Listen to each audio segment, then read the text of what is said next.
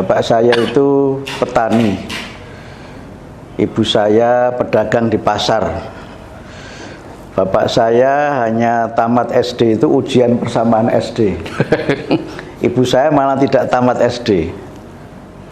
Tapi kami oleh orang tua diberi satu pelajaran tentang pentingnya memiliki cita-cita yang luhur dan bagaimana mencapai cita-cita yang luhur itu. Bapak saya sering mengatakan orang harus punya himmah, harus punya cita-cita. Kalau dalam bahasa hadis itu al-amal, ya. Al-amal itu artinya orang harus punya keinginan, punya visi, punya mimpi untuk masa depan yang ingin dia capai itu. Karena orang tua saya itu petani, ya saya masa kecil saya memang ya seperti anaknya petani pada umumnya, Pak Jumari. Saya ke sawah membantu orang tua di ladang, ya, mencangkul, walaupun cangkulnya dengan saya ukurannya hampir sama tingginya. Membantu ibu jualan di pasar. Tapi selain itu memang saya punya semangat belajar yang sangat tinggi dan ditanamkan oleh bapak saya untuk senantiasa menjadi orang yang berilmu dan senantiasa menjadi orang yang punya keunggulan, walaupun tidak harus dengan merendahkan orang yang lain. Jadi saya ingat sejak di Madrasah Ibtidaiyah itu Pak Jumari, sebelum subuh saya sudah harus bangun. Kalau enggak ya dibangunkan bapak. Kemudian itu saya ngaji, kemudian habis maghrib saya juga ngaji, dibimbing langsung oleh bapak. Baca Qur'annya dibimbing bapak. Kalau belum nangis belum selesai ngajinya itu. Suruh terus saja nambah. Kalau nangis baru selesai. Sak kesele gitu ya. Sak kesele. Kemudian untuk belajar misalnya bahasa Arab, ya, belajar kitab itu dibimbing langsung oleh bapak. Waktu itu saya ingin ke pesantren tapi bapak nggak usah, kamu di rumah aja belajar sama bapak langsung. Tapi semangat itu yang kemudian memang terbangun sehingga alhamdulillah saya ya sejak di Madrasah Ibtidaiyah itu ya untuk ukuran orang desa ya termasuk yang berprestasi gitu. Nah, desa saya itu dulu Pak Jumari itu termasuk desa tertinggal. Termasuk desa tertinggal. Sampai tahun 90 itu belum ada listrik. Sampai tahun 90 belum ada listrik. Desa tertinggal di kecamatan saya itu ya desa saya itu. Gitu. Masuk itu ya udah belum diaspal, bayangkan tidak ada listrik itu ya fidzulumat dalam bahasa Quran itu gelap gulita. Tapi semangat belajar tidak boleh kendor hanya karena tidak ada listrik. Jadi kalau sore itu nyalakan lampu ya pakai minyak itu, kemudian kadang lampunya itu ada yang pakai semprong, ada yang tidak. Nggak pakai semprong itu kalau kena angin goyang-goyang. Tapi bukan karena digoyang setan, karena digoyang angin saja. Tapi keterbatasan itu tidak boleh membuat kita ini menjadi orang yang rendah diri.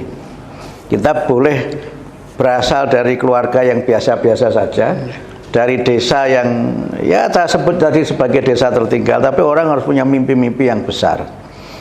Nah, saya itu punya kebiasaan yang sejak saya Madrasah Ibtidaiyah itu mungkin tidak biasa.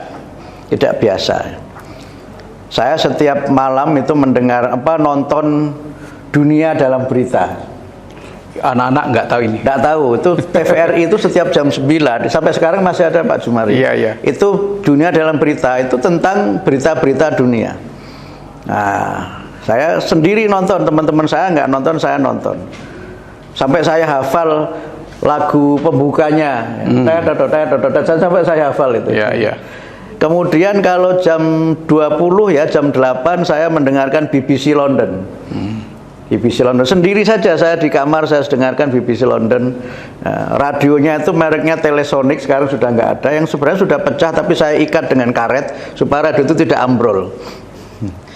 Nah, tapi yang lain-lainnya tetap bergaul dengan teman-teman sebaya, tetap bergaul dengan teman-teman sekampung.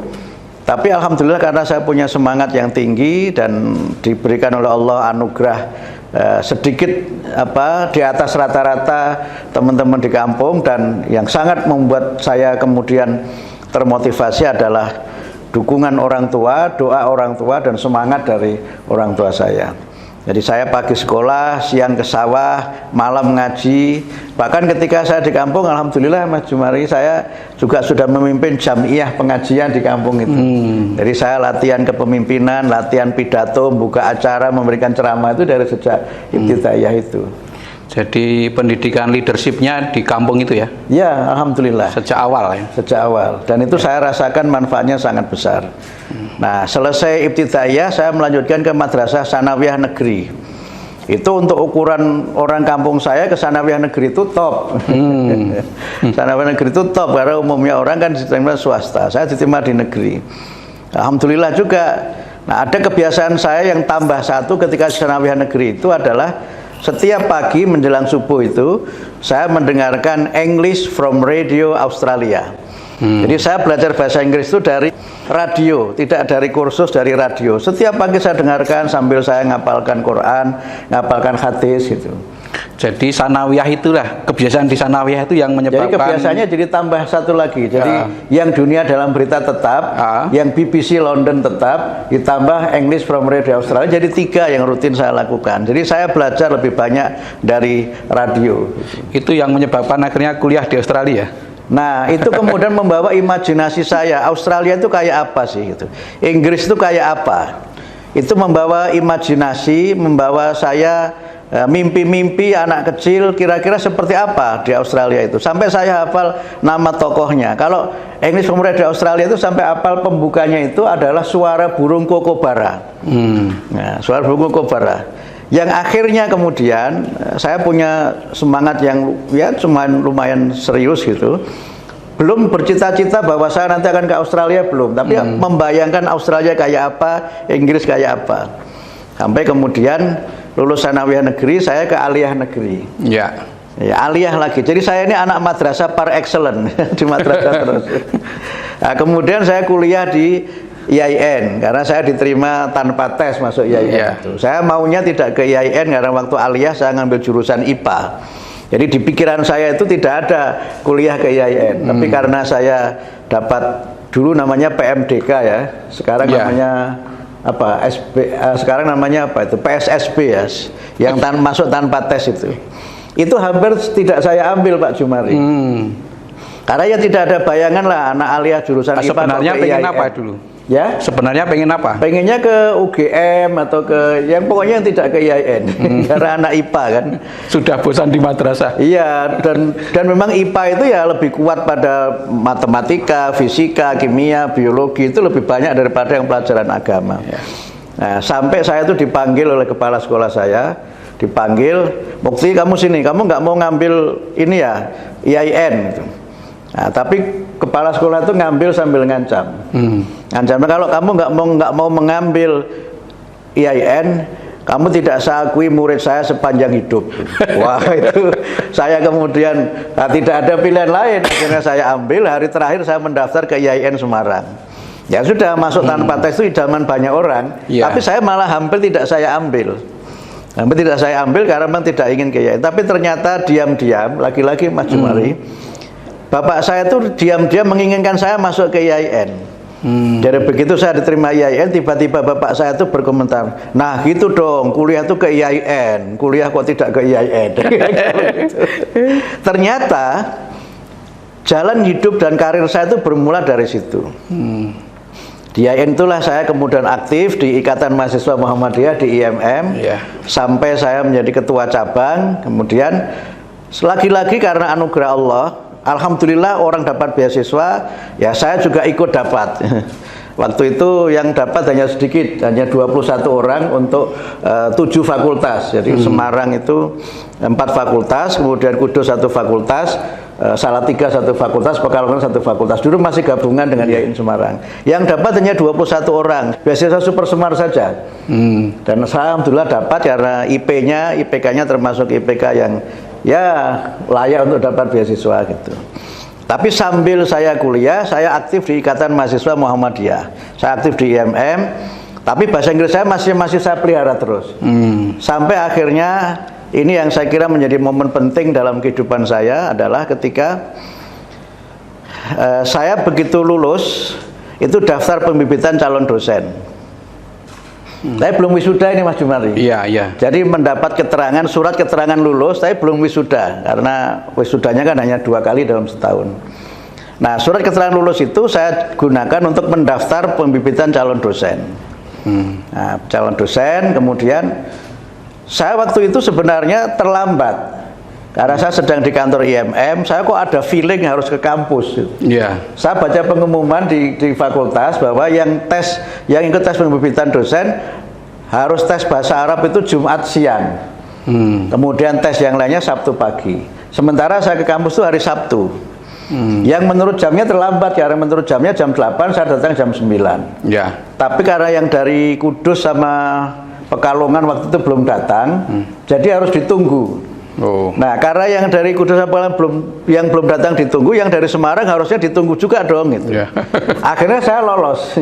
Tes bahasa Inggris, tes proficiency akademik saya lolos. Bahasa Arabnya itu saya waktu dites itu namanya Robert Kingham, orang Australia. Saya ditanya, Mukti, where do you want to study? Karena mau belajar kemana? Dia bilang, I want to study in Australia. Saya mau kuliah di Australia. Kenapa? Saya ceritalah pengalaman saya ikut acara itu dan sebagainya. Ternyata, alhamdulillah saya terima pembibitan dosen. Dan pada saat saya pembibitan dosen itu, otomatis saya jadi dosen. Saya sejak sekolah tidak bercita-cita jadi guru. Nggak pengen jadi guru. Karena waktu itu bapak minta saya ke PGA, saya tidak mau karena PGA kan jadi guru. Saya nggak mau, saya pilih ke Aliyah. Sampai kuliah pun saya nggak mau jadi guru, karena kan kalau PGA guru SD atau MI kan, kalau kuliah guru SMP atau SMA. Saya nggak mau jadi guru. Saya berdebat sama orang tua semalam suntuk. Termasuk saya tidak mau jadi pegawai negeri. Iya, iya. Karena waktu itu selain saya di IMM, saya juga nyambi wartawan. Jadi wartawan kampus, saya nyambi wartawan. Dan kemudian ketika itu, saya pengennya jadi wartawan saja kan, dosen kan, guru kan bayarannya sedikit ya, guru itu kan ya identik dengan pekerjaan yang bayarnya pas-pasan. Kalau wartawan agak keren, kesana kemari, gitu. Saya nggak mau. Tapi akhirnya kemudian rupanya orang tua saya tetap saja berdoa, saya jadi dosen. Akhirnya apa? Ya sudah, saya bilang ke orang tua. Saya ingat sama ibu ya, waktu itu saya lagi sama ibu. Kalau saya pulang kampung itu nemeni ibu sambil masak di dapur, saya nemeni ibu aja di dapur.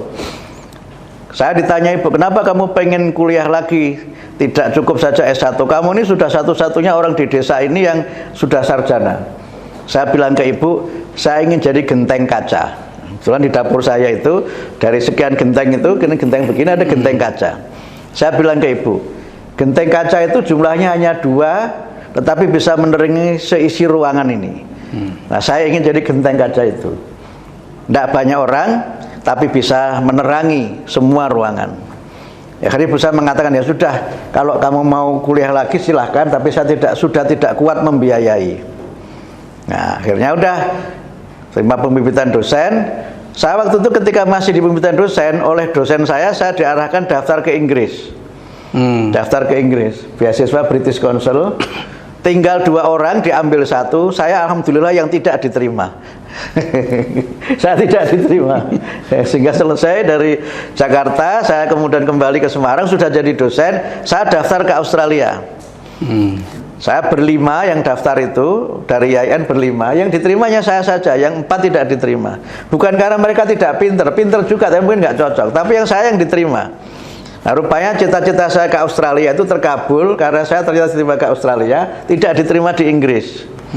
Tapi 3 dari 4 kawan yang nggak diterima di Australia itu akhirnya ketiga-tiganya diterima di Kanada, di Montreal. Ya, diterima di McGill University di Kanada, di Montreal. Jadi saya diterima di Australia, 3 kawan saya diterima di Montreal. 1 yang memang pada akhirnya tidak jadi berangkat ke luar negeri itu.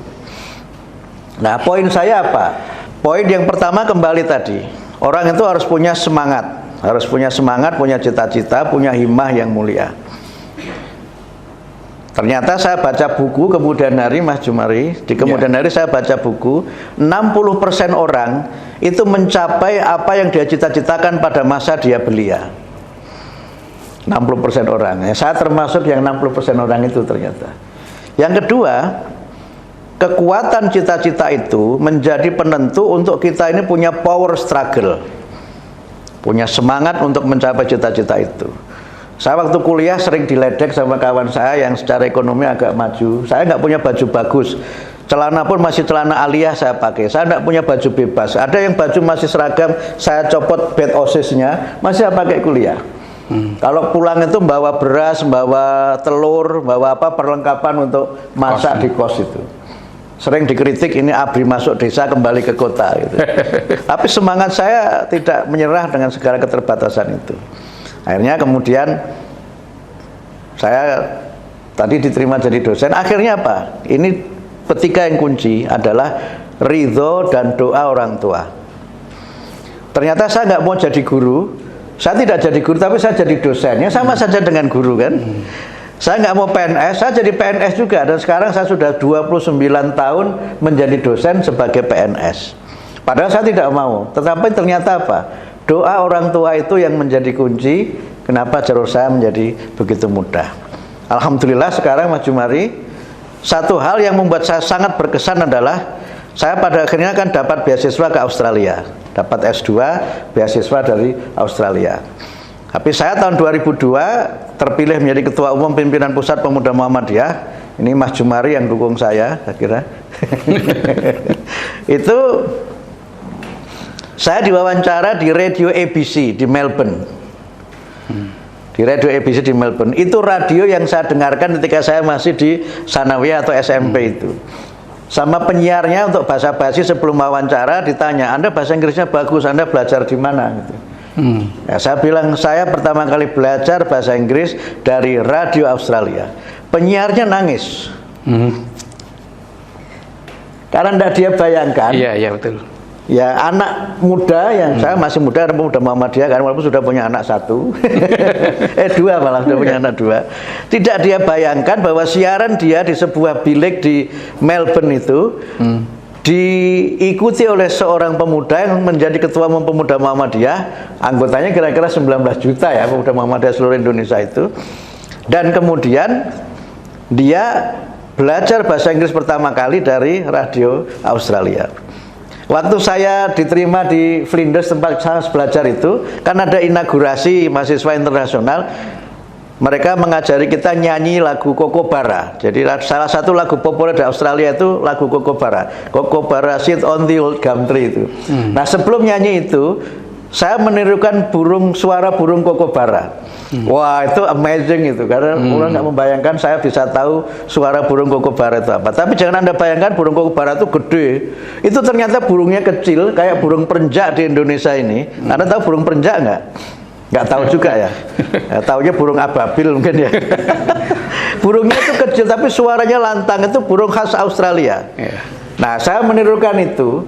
Yang laki-laki membuat pengasuhnya ini, wah ini luar biasa ini. Dan dia nanyakan lagi, bagaimana Mukti Anda bisa menirukan suara Kokobara. Saya cerita, every morning I used to listen to radio Australia, and from this radio I listen to the voice of Kokobara bird. Nah udah itu. Dan itu menjadi bagian dari jalan hidup saya masa depan. Saya jadi Ketua Umum Pemuda Muhammadiyah Jawa Tengah itu juga karena mungkin bahasa Inggris saya agak sedikit bagus dibanding yang lainnya pada waktu itu. Mungkin Mas Jumari ikut juga ya. Di Seragen gitu ya? Di Seragen itu. Itu saya datang terlambat itu. Saya habis pelatihan, saya datang terlambat, kemudian ditanya, Anda kan belum pernah di Pemuda Muhammadiyah wilayah. Saya hanya di Pemuda Muhammadiyah ranting, cabang, dan daerah di Kudus. Walaupun ketika IMM, saya pernah Ketua DPD IMM Jawa Tengah. Nah, saya ditanya, Anda mau bagaimana Anda mau jadi ketua sedangkan Anda tidak pernah pemuda wilayah? Saya bilang, apa yang Anda lakukan kalau jadi ketua? Saya bilang, saya mau bikin jazz. Saya bilang, semua orang tertawa. Itu keahlian saya adalah melucu. Keahlian saya itu melucu. Ketika orang itu berpikir apa maksudnya bikin jazz itu, saya baru kemudian memikirkan apa makna membuat jazz itu.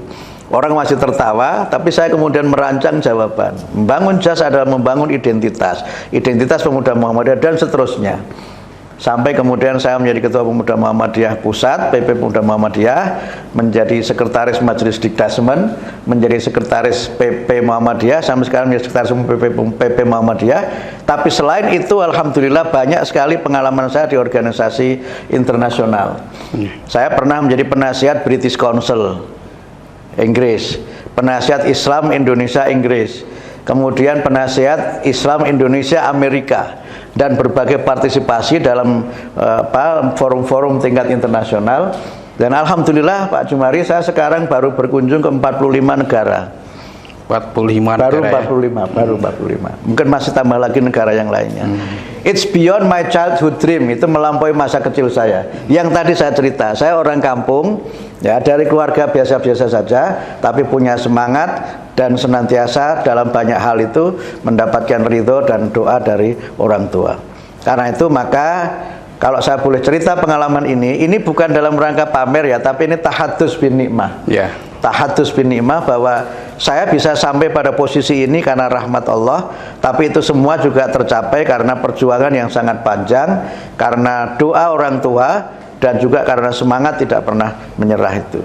Karena itu maka satu kebahagiaan yang saya kira saya rasakan apa? Tadi saya mendengarkan dunia dalam berita. Itu penyiar-penyiarnya dulu saya bayangkan saja seperti apa. Tapi sampai suatu saat mereka mewawancari saya di studio televisi di mana mereka menjadi penyiar. Waktu aliyah saya tuh suka menulis puisi. Yeah. Suka menulis puisi, membaca sastra radio. Saya bayangkan siapa Taufik Ismail, saya bayangkan siapa Sutarji Kalsum Bakri, saya bayangkan siapa misalnya Abdul Hadi WM.